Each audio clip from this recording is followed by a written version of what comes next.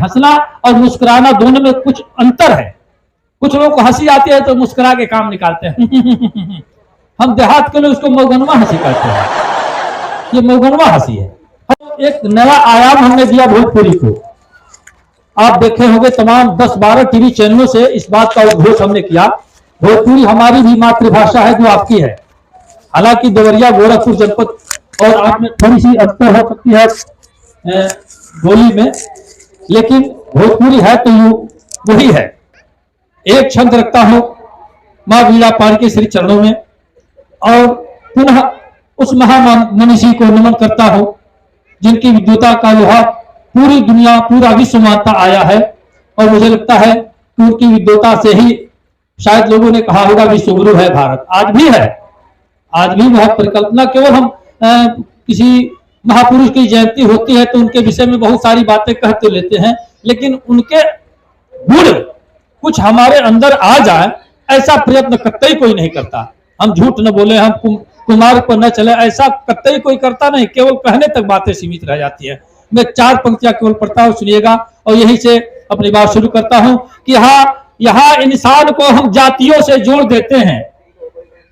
हमारे तमाम बुजुर्ग यहाँ बैठे हैं, हमारे पिता तुल्य लोग बैठे हैं, यहाँ तमाम श्रेष्ठ जन बैठे हैं। यहाँ इंसान को हम जातियों से जोड़ देते हैं, सदा धर्मांधता में धर्म को ही छोड़ देते हैं और बहाकर मूर्तियां पानी के ऊपर हर 10 लाखों करोड़ों के पटाखे 4 दिन में छोड़ देते हैं। यहां तक हम पहुंच गए हैं सचिन। और मैं एक छंद पढ़ता हूं, सुनिएगा। तमाम जात वर्ग के लोग यहाँ उपस्थित हैं। मैं किसी भी मंच पर जाता हूं जो मुझे बड़ा प्रिय लगता है, मैं निश्चित तौर से पढ़ता हूं। हास्य की कविता से हट करके थोड़ा सा 1-2 छंद सुन लीजिए, फिर अपने औकात पे मैं आ जाऊंगा। कि जाति धर्म भाषा की दुहाई देके आप कभी लोगों को बेकार गोल बंद मत कीजिए। जाति धर्म भाषा की दुहाई देके आप कभी लोगों को बेकार गोल बंद मत कीजिए। एकता अखंडता जरूरी राष्ट्र हित हेतु तोड़ने का कोई छल छंद मत कीजिए। एकता अखंडता जरूरी राष्ट्र हित हेतु तोड़ने का कोई छल छंद मत कीजिए।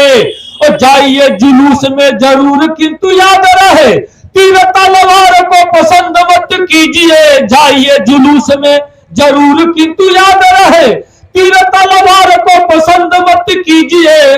और सच बोलने के बाद सूली चढ़ जाए किंतु सच की आवाज कभी बंद मत कीजिए। सच बोलने के बाद सूली चढ़ जाए किंतु।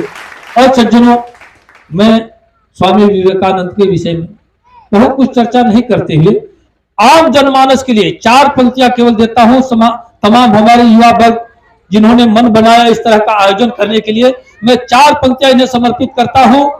हर व्यक्ति को, हर इंसान को चाहिए ये चारों पंक्तियां अपने में आत्मसात करने कि नर को निरंतर कर्म का अभ्यास होना चाहिए।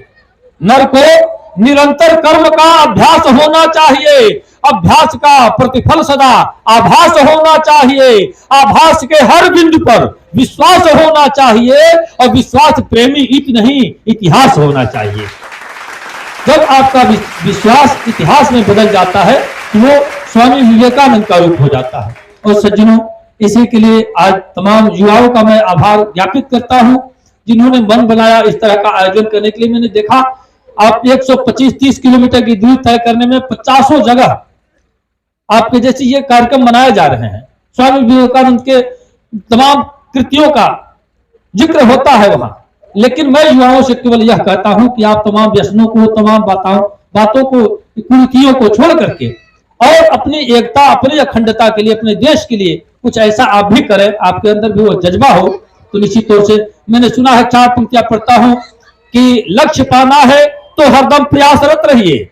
लक्ष्य पाना है तो हरदम प्रयासरत रहिए। शक ऊहापोह की स्थिति में कभी मत रहिए। आपके पांव भी होंगे जरूर मंजिल पर, प्रगति की राह में गतिमान अनवरत रहिए। तो अगर आपको प्रगति करनी है तो आप उस प्रगति की राह में अनवरत चलते रहिए, निश्चित तौर से आपको भी वह मंजिल मिलेगी।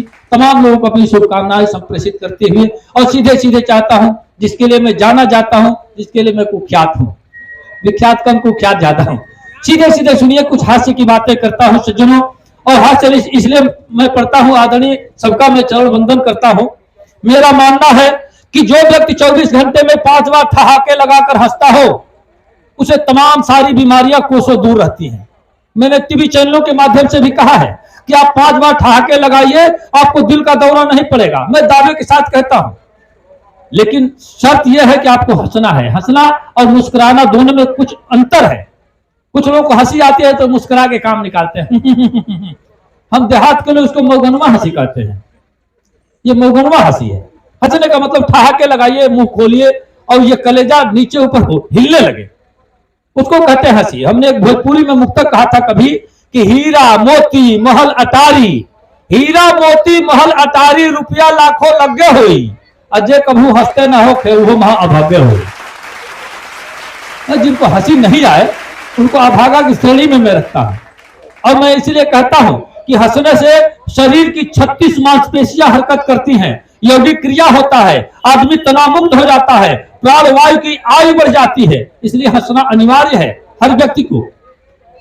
मैं कहता हूं अक्सर कि हंसना ही जीवन का सुख है, हंसना ही जीवन का सुख है। वर्तमान में प्राण हंसी है, दुश्मन नहीं दुश्मनी मारे, ऐसी अनुसंधान हंसी है। मन दिमाग में ऊर्जा भर दे, जड़ चेतन की जान हंसी है। लोभी कपटी धूर्त मूर्ख की करवाती पहचान हंसी है। समरसता का बीज मंत्र यह सहज सरल आसान हंसी है। और प्राणवायु की आयु बढ़ा दे, सौम्य सत्य विज्ञान हंसी है। हंसने से प्राणवायु की आयु बढ़ जाती है। और भाग वह बेकार है जिसमें नहीं माली मिले, शहर वह बेकार है जिसमें नहीं नाली मिले, ससुराल वह बेकार है जिसमें नहीं साली मिले, और महफिल वह बेकार है जिसमें नहीं ताली मिले। देखिए, ताली बजाने से खून बढ़ता है और नहीं बजाने से नाखून बढ़ता है।